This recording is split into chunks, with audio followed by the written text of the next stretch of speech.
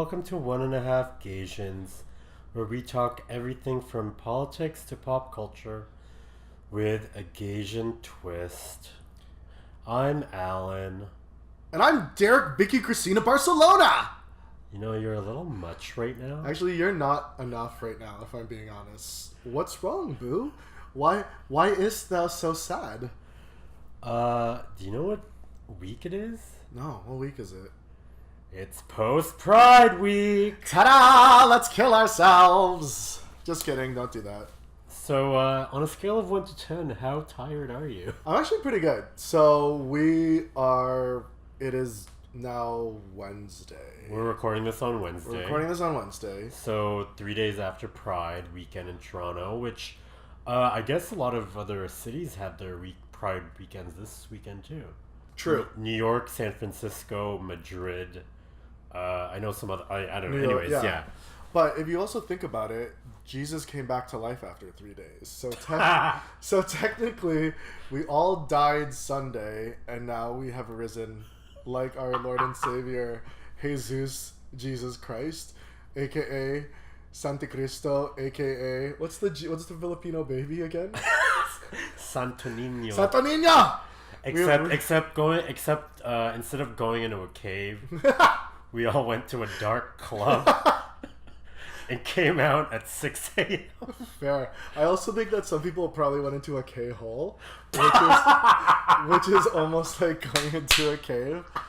So they're also on the right track. Shit, we're on to... Wow, we're actually more alive than I expected. If any of you haven't noticed, one thing, the audio quality has been a little bit weird because the mic literally broke on our second recording, I think. So I had to find I had to MacGyver the mic. And if you hadn't noticed, we do drink while we record. I think they can hear us pouring glasses and sipping. But I mean, it's more fun because, you know, the truth comes out. Our truths come out. Yeah. Anyways, yeah, so how was your Pride? I was with you, but yeah, there was a lot of times where we both kind of disappeared, and yeah. I feel like I think you partied a little harder than I did, if I'm being honest. I did. You started on Wednesday? Yeah, I went to, Starry Night, which is like the kickoff for Pride weekend, was a day earlier.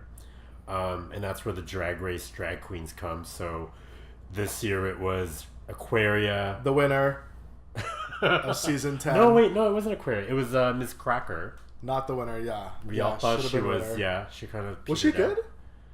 I didn't see the performances. Oh. No, okay. I was like, I need to do stuff. But who really turned it out? Monet. The fucking Toronto drag queens. Work. Shout out to fucking Tainomi, Priyanka, and those other... I think Sapphire was the other one. Basically, they all did their own individual performances, but then they also came together as like a girl group for 2 performances. I think I only saw one. What do they do? One is called like Hair by Little Mix. No. Oh, you didn't see it? Oh, you weren't there? I wasn't there. Oh my god. Was it Little Mix? I should show you the video. Okay. Well, we can watch that. Yeah. So YouTube Google it. Yeah, if you can find it. But the Toronto Queens turned it out. Yeah, I mean, if Tainomi fucking competed, right, like top 3, slay, and like you would see it. Slay, mama. Yeah, and I think that's one of the things that I hear a lot of from Toronto performers is that, you know, they kind of get shafted. They kind of get shafted because Toronto Pride spends so much money on these out-of-towners that are here for the one night, and the people who've been grinding and hustling the 364 other days of the fucking year don't get the same amount of money, and they're scrounging for bookings. Like, they're like scrounging for bookings because like they can't do like I don't know about the work visas here because I guess they're making money. They can't do they can't go to the States to work. Right. Like that work visa, I don't know how much that's going to be, but like how do you explain, oh, I'm a performer, I'm here to do a drag show.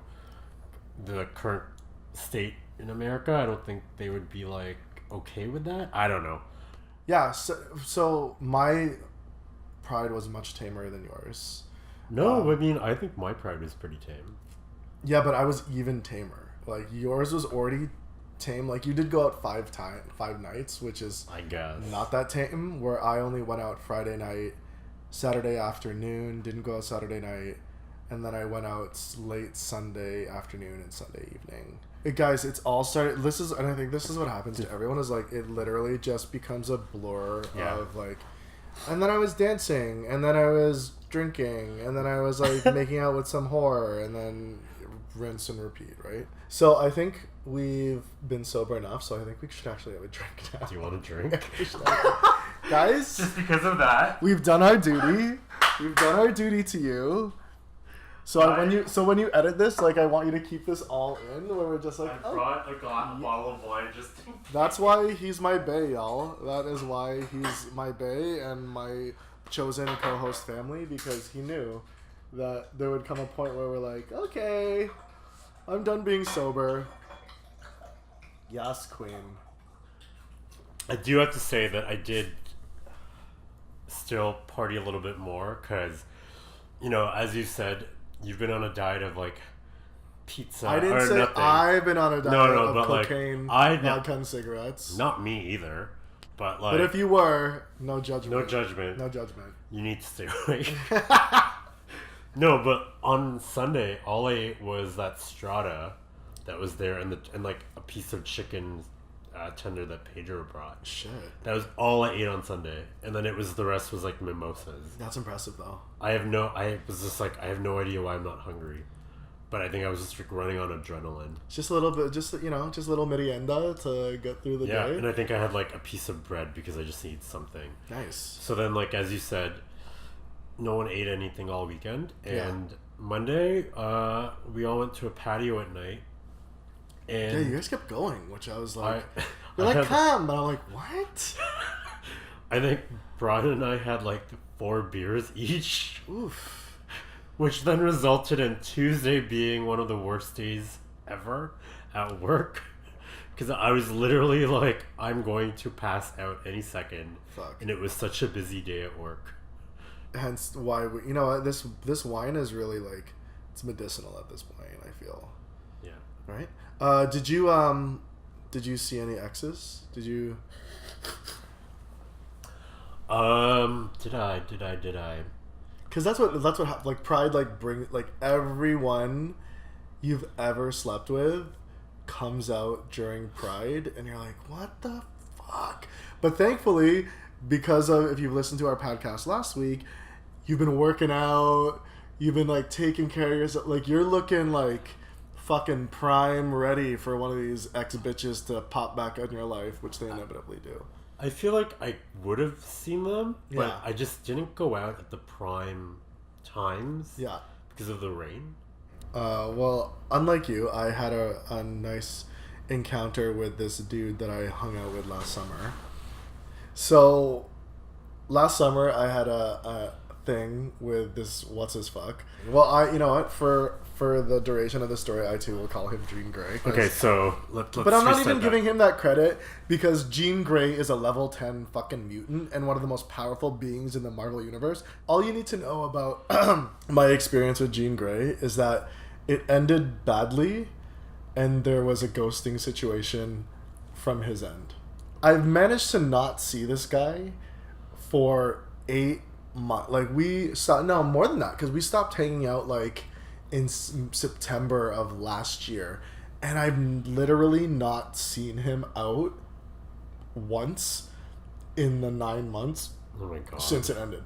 So while this fucking whore was whoring about in the 519 in the gay village, I went to a professional event for other gay professionals to talk about business things and business women specials. And I see him from the corner of my eye, and I'm just like, fuck, Jean Grey. And then I'm going to the bathroom. From the, like, you know when somebody you hate is behind you, and you could literally just feel, like a horror movie, you could feel their dark presence behind you. And then I just hear, Derrick? And I'm like, fuck! So I turn around, I'm like, hey! I had a bunch of drinks. I had a bunch of drinks at that point, and he clearly was inebriated. And whatever, pleasantries are exchanged, blah blah blah blah blah. So remember when I said that it ended in a ghosting situation? Yeah. The second fucking thing out of his mouth was, "Hey, do you miss me?" Oh my god. Are you insane? Who says that? Yeah, I was just about to say that. I'm like, who says that? And without even pausing, I'm like, no, but if you need to feel validated, it's really nice to see you. yeah. Like, in my mind, it sounded God. drier than that. I was just like flabbergasted that, bro, you fucking ghosted me, and then you have the balls to ask me if I missed you? Fuck no. Like, I literally didn't miss you, but in that moment, I certainly, even if I did miss you, there was no fucking way I was gonna tell you. God. I didn't miss him. So I get that I ran into exes, but you know, you're in a relationship. Like, I don't even remember the last time. Oh yeah, you were talking about this, and I'm like, I'm not gonna chime in because I'm perfectly fine. Okay, well, I'm not gonna lie. Yeah. My first time ever being in a relationship, well, during Pride, I was a little annoyed because it was also, he didn't really know anyone, so he really like stuck by me, and I was like, oh my god, I need a little bit of space. Yeah. Like, okay, I'm going to the washroom. Okay, I'm gonna come with you. You don't have to come with me. Stay with my friends. No, I'm gonna come with you. And I'm like, fine. And it was just like, fuck. Like, Yeah. give me a little bit of breathing space. Yeah. Just, like, anyways. And then the second time, it was kind of with the exact same thing. I mean, he had his own. Was this the same boyfriend? No. This was like 5-6 years later. Okay. The thing was, he was older. Okay. And he had his own friends. And he was like a circuit boy. But like, he was like super fucking clingy. And I was just like, oh my god, I'll be with you during this Pride. I know I said I'd be with you, but like we don't need to be together the entire fucking time. Yeah. Like, give me some breathing space. Yeah. The third time I was with this guy, who I didn't spend all of Pride with him, but that was it's another podcast. Oh. But let's just say that was a weird Pride because I didn't know if we were together or not. Ugh. Anyways, and now I'm in like a long-term relationship, and the ideal thing about me and my boyfriend right now is that we hang out at Pride, but we have different groups that like to do different things. So I'd rather we have our own friends, let's be together, but at the same time, like, I think we said it in the last podcast, Pride is a way for us to see other people that we haven't seen in a while and hang out with them. Granted, I didn't see a lot of friends that I haven't seen in a while, but normally I do, and I want to hang out with them for like, you know, go dance with them for the afternoon. I don't want to be like tethered to the boyfriend the entire time and doing whatever he wants to do and vice versa. So, in past relationships, were there rules and regulations that were put in place before going? Like, how do you navigate that? Because let's be honest, like, Pride is a very sexy time with lots of sexy boys looking sexy. It's a very horny type of environment. So, you know, I remember, like, even this Pride, like, I saw this couple, and I've, you know, fooled around with the one boyfriend, and I saw him with his boyfriend, and they just look miserable. And I'm like, yeah, because your boyfriend probably wants to be fucking everyone, but he can't because he's standing beside you. So, like, how did you navigate that? I'm lucky in that the boyfriends I had were the only ones that I wanted to fuck. Okay. So, I mean, we could have been open, we could have done stuff, but I didn't really want to because they were the ones that I wanted to fuck and be with. Yeah. It's just that I didn't want them hanging around me every fucking second. Have you ever had a Pride boyfriend, though? So, for anyone that doesn't know what a Pride boyfriend is, it's literally a guy that you meet on Friday or Saturday, and you guys are so enamored with each other during this entire weekend that you only want to obviously fuck them, hang out with them, make out with them on the dance floor. But then on Monday you're like, the drugs and alcohol are gone. I'm good, bro. So bye. Yeah. No. No. No. Have you ever been broken up at Pride? No. Yeah, because there's the pride dump, like the turkey dump, where. Which I know friends who've gotten dumped at Pride. Oh, many. I know many a person that has been dumped. But it's stupid because it's like, oh, so you want to take a break for that 1 week? Yeah. For that one weekend for 3 days. And then, like, they come back to you, like, the week after being like, I'm so sorry, I made a mistake. And it's like, you could have just been like, let's just be open for the weekend. Yeah. If people were just more honest. Yeah. Do you believe in a post-Pride depression? Aside from the fact that everyone's serotonin levels have bottomed out, no pun intended, because of all the fucking drugs they've been inhaling. Oh my god. So everyone, I can imagine, like, everyone on Monday just was so sad. I was more tired than sad. Right. But at the same time, I mean, I didn't do, like, MDMA all weekend. Yeah. I'd imagine if you did, like, 2 a night, you would want to, like, fucking jump off a bridge right now. Which, I mean, in the past I've done. Yeah, he didn't jump off a bridge, though, because you're... And this is when, like, my Pride days where I would be, like, doing circuit parties. Yeah. I think there was, like, one summer where I did, like, 3 Prides. And by the end of the summer, I was like, how to combat post-MDMA depression. Oh, shit. 5-HTP.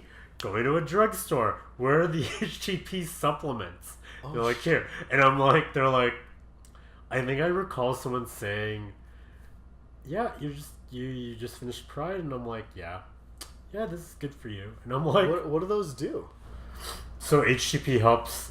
I mean, it's not completely proven, but I think they've tested on animals, but they do help in reproducing serotonin or blocking the drug from taking too much serotonin. I forget but basically helps with serotonin producing serotonin. Interesting. I remember the same Pride that I was dating someone. I remember the first night I did ecstasy. It was the first night I did ecstasy. So ecstasy, not MDMA. Ecstasy, not MDMA. And for those of you OGs, if you remember, MDMA is actually a component of ecstasy. Yeah. So this new gen is on this 2018 tip where they're smart and they're just taking the good part of ecstasy, which is the MDMA, which is the highs and the lows. So the first time my first Pride, I remember doing a bunch of ecstasy and seeing Shaka Khan. Wait, in Toronto? In Toronto. Okay, yeah. High out of her fucking mind. High out of her fucking mind. Did not even sing. I think she literally would, like, sing 1 or 2 words and then point the mic at the audience. And she talks about her drug phase or whatever. And then I remember crying. Just like crying because my body I didn't know what I was feeling because I had never felt that high before. And then I just remember being in, like, the chill room just bawling, and one of the drag queens whose name I can't remember, I wish I could remember her name. I remember her name. Her boy name was Ruben. She's a Filipina. Did you ever meet her name was Ruben. She's an old school drag queen from, like... Maybe. And she's an older Filipina. And she was just, like, taking care of me the whole time. Because I was just sitting there crying, like, covered in sparkles. Because I was just, like... My body just didn't know how to deal with, like, the serotonin levels. So, you know, I think since then I've come to terms with, there's going to be depression. And that's why I think we all book the Monday off. It's like, Monday is just, like, let's reset... Yeah. Let's get our lives back on track. But also because, like, you've been drinking all weekend and you do need, like, to just sleep a little bit later. Have that time to decompress, regardless of whether or not you do drugs or not. Yeah. Any final thoughts before we say goodnight? I hope that whoever you are and went to Toronto Pride, you have taken care of yourself. Yeah. And gotten lots of sleep and water and Canada Day weekend is this weekend, and there's more time to party. Yeah, so... Or July 4th if you're in the States. Exactly. Well, everyone, I hope you had a good Pride, and we'll talk to you soon. Bye! Bye!